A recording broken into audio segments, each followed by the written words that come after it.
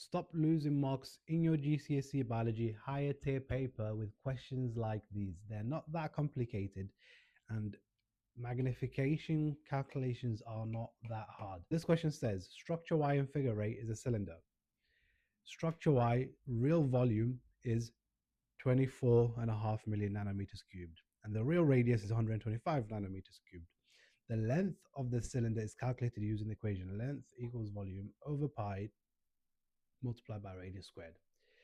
And they tell us the length of the image of the structure in figure 8 is 4 millimeters.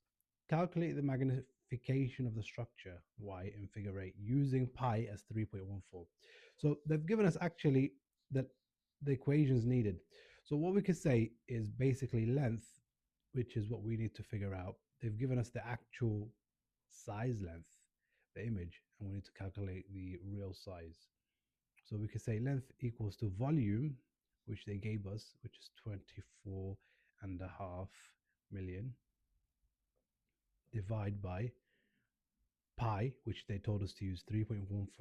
So if you're using a calculator, make sure you write 3.14 instead of pi, multiplied by the radius, which they also gave you is 125 nanometers squared. Yeah. And once you do that into your calculator, it will give you 499.363 nanometers. Because remember, everything we used so far was nanometers and nanometers. So that's what we've got. Now, to calculate the magnification, okay, magnification is equal to image size